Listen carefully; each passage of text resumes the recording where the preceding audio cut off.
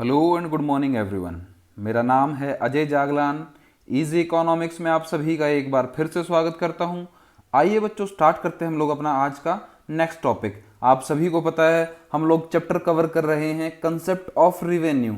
ठीक है, हम लोगों ने रिवेन्यू की सारी इंफॉर्मेशन अपने पास अभी ग्रैब कर ली है।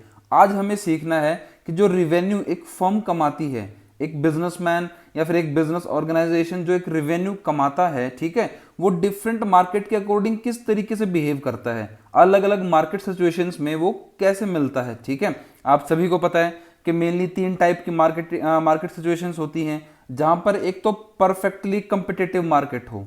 ठीक है, परफेक्टली कंपिटेटिव 11th क्लास में हम लोग स्टार्टिंग में मैं आपको ये तीनों चीजें समझा चुका हूं बच्चे कि आने वाले भी कुछ वीडियोस में कुछ चैप्टर आने वाले चैप्टर्स में अभी ये पूरा चैप्टर भी आएगा बच्चे इसका कि फॉर्म्स ऑफ मार्केट। ये मार्केट के अलग अलग फॉर्म्स हैं। ठीक है, इसका मतलब ये होता है कि मार्केट कई प्रकार की होती है। एक तो मार्केट ऐसी होती है बच्चे कि जहां पर एक जैसा सामान बिकता है। ठीक है, एक जैसा सामान बिकता है, बहुत सारे लोग उसको बेचने वाले होते हैं। ठीक है, अब उसके कुछ डिमेरिट्स भी होते हैं, कुछ मेरिट्स भी होते हैं। ठीक है, एक मार्केट ऐसी होती है जहां पर सिर्फ बेचने वाला एक ही हो, ठीक है, और खरीदने वाले बहुत सारे होते हैं। ठीक है भाई, ऐसी मार्केट को हम लोग कहते हैं मोनोपोली मार्केट। एक मार्केट ऐसी होती है जहां पर बेचने वाले भी थोड़े होते हैं और खरीदने वाले बहुत सारे होते हैं। ऐसी मार्केट को हम लोग कहते हैं मोनोपोलिस्टिक कंपिटेटिव मार्केट। ठीक है, मेनली दो तरीके की मार्केट होती है, परफेक्टली कंपिटेटिव मार्केट जहां पर खरीदने वाले भी बहुत सारे और बेचने वाले भी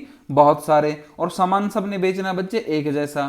ठीक है, दूसरे वाला जहां पर बेचने वाला एक है, खरीदने वाले बहुत सारे हैं, और जो तीसरे वाला है वो इन दोनों का मिक्सचर है। आज हमें इन्हीं तीनों मार्केट सिचुएशंस में ये चेक करना है कि एक फर्म रिवेन्यू कैसे कमाती है। ठीक है, तो आइए स्टार्ट करते हैं। सबसे पहले revenue curve under perfectly competitive market और परफेक्ट कंपटीशन। ठीक है, आपको थोड़ी सी बेसिक नॉलेज के लिए समझा दूं मैं, जो हम लोगों ने पहले पढ़ा था ना, पहले वाली वीडियोस में, पहले वाले टॉपिक में, कि एआर और एमआर जो प्राइस और मार्जिनल रिवेन्यू है या फिर एआर है, वो कांस्टेंट रहते हैं। ठीक है, वो सेम टू सेम बच्चे काम करता है वो इस पहली सिचुएशन में जहां पर revenue curve under perfectly competitive market या फिर परफेक्ट कंपटीशन में। उसको एक बार फिर से कर लेते हैं। देखो, मैंने आपके लिए हाईलाइट भी कर रखा है चीजों को। कहता है under perfect competition a firm is a price taker.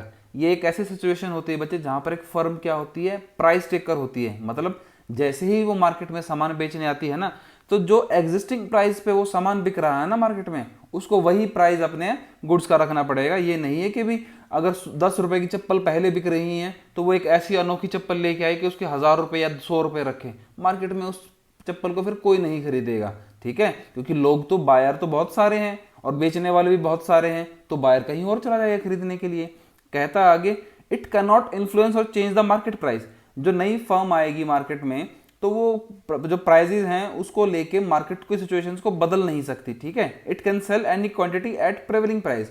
जो एग्जिस्टिंग प्राइस होंगे ना, उस पे वो कितनी भी क्वांटिटी बेच सकती है, कोई प्रॉब्लम की बात नहीं है। ठीक है, आगे कहता है, if a firm tries to sell its product at price higher than the prevailing price. अगर वो कोशिश करते हैं कि वो एग्जिस्टिंग प्राइजेस से ज्यादा प्राइजेस पे अपने प्रोडक्ट को बेचें, तो वो क्या फील करेंगे बच्चे, वो क्या फील करेंगे, वहां पर फील करेंगे वो लॉस, क्योंकि कस्टमर उनसे सामान ना खरीद के कहीं और सामान खरीद लेगा। इसके पीछे रीजन क्या, क्योंकि बेचने वाले बहुत सारे हैं बच्चे। ठीक है, because there are so many other firms in the market, कि यहाँ पर मार्केट में बहुत सारी अदर फर्म्स होती हैं बेचने के लिए। ठीक है, तो परफेक्ट कंपटीशन में ये एक्सेप्ट करना पड़ता है कि भाई एग्जिस्टिंग प्राइस पे बेचना पड़ेगा। तो मतलब प्राइजेस के एग्जिस्टिंग प्राइस, मतलब प्राइस क्या रहेंगे यहाँ पर, कांस्टेंट। एग्जिस्टिंग प्राइस मतलब प्राइस में कोई चेंज नहीं हुआ, तो प्राइस क्या, कांस्टेंट। और अगर जब प्राइस कांस्टेंट है तो एमआर भी क्या होगा, कांस्टेंट हो जाएगा। ठीक है बच्चे, इसको हम लोग एक शेड्यूल और एक डायग्राम की हेल्प से समझ लेते हैं। देखो, आप लोगों के सामने एक शेड्यूल है जहां पर आउटपुट है हमारे पास या फिर क्वांटिटी है।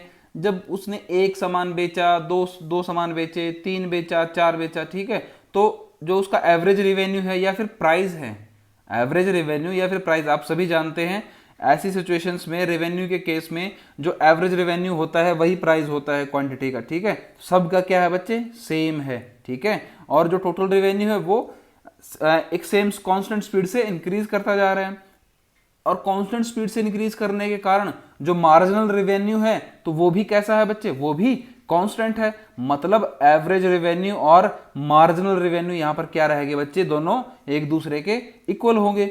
जो कर्व बनेगी एक बार उसको भी देख लेते हैं। जो वाई एक्सिस है वहां पर है हमारे पास रेवेन्यू, और जो हमारी एक्स एक्सिस है वहां पर है हमारे पास आउटपुट। तो आप लोग देखना कि जो प्राइस, एवरेज रेवेन्यू और मार्जिनल रेवेन्यू, उसकी कर्व बिल्कुल एक स्ट्रेट लाइन कर्व बनी है बच्चे, ठीक है। याद रखना जो परफेक्ट कंपटीशन का केस होगा वहां पर जो रेवेन्यू कर्व होगी वो बिल्कुल स्ट्रेट लाइन बनेगी। स्ट्रेट लाइन बनने का कारण क्या बच्चे, क्योंकि एवरेज रेवेन्यू और प्राइस और मार्जिनल रेवेन्यू तीनों क्या है बच्चे, यहाँ पर पूरे के पूरे इक्वल हैं। तो हमारी कर्व भी कैसे बनेगी, इक्वल कर्व बनेगी, सॉरी स्ट्रेट लाइन कर्व बनेगी, हॉरिजॉन्टल कर्व बनेगी, हॉरिजॉन्टल टू एक्स एक्सिस, ठीक है बच्चे। आगे हम लोग पढ़ते हैं कि जो सेकंड टाइप की मार्केट सिचुएशन है, रेवेन्यू कर्व अंडर मोनोपोली। देखो मोनोपोली एक ऐसी मार्केट सिचुएशन जहां पर बेचने वाला तो एक लेकिन खरीदने वाले बहुत सारे, ठीक है भाई। और कहता है under monopoly the firm average revenue curve slopes downward from left to right, कि ऐसे सिचुएशन में जो कर्व बनेगी वो left to right downward sloping बनेगी, ऊपर से नीचे आएगी। जबकि परफेक्ट कंपटीशन में वो कैसी थी, वो देखो स्ट्रेट लाइन कर्व है, लेकिन यहां पर वो कहता है कि वो कैसी बनेगी, लेफ्ट टू राइट, ऊपर से नीचे आएगी। उसका कारण क्या है, क्योंकि यहां पर जो मोनोपोलिस्टिक कंपटीशन होता है ना, जो मोनोपोली होती है, वो सोचता है कि वो अपने सारे सामान को बेच देगा, जितना सामान बेचेगा उतना ज्यादा उसको प्रॉफिट मिलेगा, ठीक है। He has to reduce the price of product, a monopolistic is a price maker. कहता है ऐसी मार्केट सिचुएशन में जो मोनोपोली होती है वो प्राइस मेकर होता है, जबकि परफेक्ट कंपटीशन में वो एक प्राइस टेकर था। प्राइस मेकर क्यों, क्योंकि वही बेचने वाला है, वो चाहे तो सस्ते दाम पे बेचे, वो चाहे तो महंगे दाम पे बेचे, कोई प्रॉब्लम की बात नहीं है, ठीक है।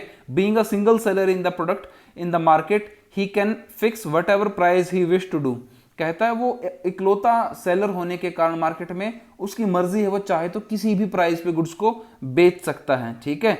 There is a negative relationship between price of the product and demand of the product. कहता है इसलिए जो प्राइस और डिमांड होती है प्रोडक्ट की, उनमें रिलेशनशिप कैसा होता है, नेगेटिव। अगर प्राइस गिरेगा तो डिमांड बढ़ेगी, अगर प्राइस बढ़ेगा तो डिमांड घटेगी। दोनों में रिलेशनशिप कैसा, प्राइस और क्वांटिटी डिमांडेड में इनवर्स रिलेशनशिप है, ठीक है। तो मतलब एमआर क्या होगा, यहां पर कम होगा as compared to average revenue. क्यों, क्योंकि बच्चे प्राइस तो इंक्रीज करते जा रहे हैं, और हमें पता है जो प्राइस क्या है, प्राइस इंक्रीज करेंगे और डिक्रीज करेंगे, ठीक है। एमआर हमें पता निकलता है किसकी हेल्प से, टोटल रेवेन्यू की हेल्प से। और जो हमारा प्राइस होता है वही हमारा क्या होता है, यहाँ पर एआर होता है। आओ इसको हम लोग एक डायग्राम की हेल्प से समझ लेते हैं। देखो जो रेवेन्यू है हमारा मोनोपोली में, एक मिनट उसको देख लेते हैं शेड्यूल की हेल्प से। जैसे जैसे प्राइस इंक्रीज करते जा रहे हैं, ठीक है, जैसे जैसे हम लोग क्वांटिटी और से ज्यादा बेचते जा रहे हैं, जो प्राइस है उसको क्या कर रहे हैं हम लोग, कम करते जा रहे हैं, ठीक है। पहली गुड्स बेची 10 में, अगली 9 पे, फिर 8 पे, फिर 7 पे, प्राइस हो रहे हैं कम, लेकिन जो हमारा टोटल रेवेन्यू है वो इंक्रीज कर रहा है, ठीक है। जो हमारा परफेक्ट कंपटीशन में था बच्चे, वो कांस्टेंट रेट से इंक्रीज कर रहा था वहां पे। यहाँ पर वो इंक्रीज तो कर रहा है पर रेट कैसा है उसका, डिक्रीजिंग रेट है, ठीक है। पहले 8 का चेंज हुआ, फिर 6 का चेंज हुआ, फिर 4 का चेंज हुआ, ठीक है।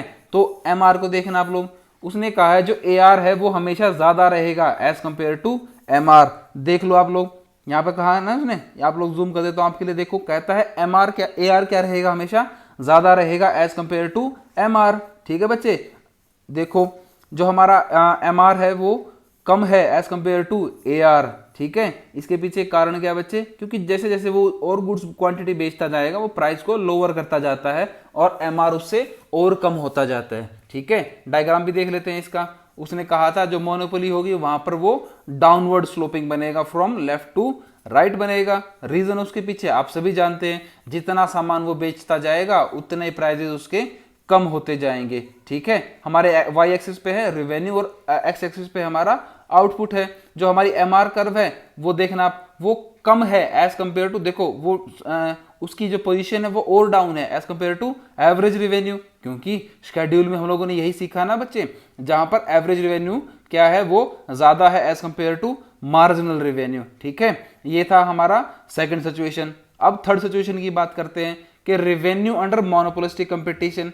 कहता है रेवेन्यू अंडर मोनोपोलिस्टिक कंपटीशन, ये भी एक ऐसी मार्केट सिचुएशन होती है, कहता है firm's revenue curve under monopolistic competition is similar to monopoly, कि यहां पर भी जो कर्व होगी ना वो मोनोपोली जैसी ही होगी। यहां पर भी जो AR होगा, जो AR है एवरेज रेवेन्यू, वो भी MR से ज्यादा होगा, मतलब यहां पर और उसमें कुछ खास चेंज नहीं है। ठीक है बच्चे, तो मतलब यहां पर भी सब चीजें बिल्कुल कैसी होंगी, सेम टू सेम होंगी, एज सेम टू सेम, बिल्कुल मोनोपोली के जैसे। ठीक है, उसके बाद हम लोग देखते हैं कि जो तीनों की डिमांड कर्व है, कहता है फर्म्स रेवेन्यू कर्व और demand curve in different situations degree of elasticity of demand. ठीक है, जो तीनों कर्व है, तीनों सिचुएशंस है, उनमें हम इनको देख लेते हैं। देखो, जो हमारी पहली लाइन है, जो डीपी है हमारी, जो प्राइस है पी वाली, जो स्ट्रेट लाइन है, वो तो हमारी परफेक्ट कंपटीशन के अकॉर्डिंग बन गई। ठीक है, जो हमारी डीएम वाली कर्व है, वो कर्व है हमारी मोनोपोली के अकॉर्डिंग बन गई बच्चे। ठीक है, जो थर्ड कर्व थी वो हमारी बन गई अकॉर्डिंग टू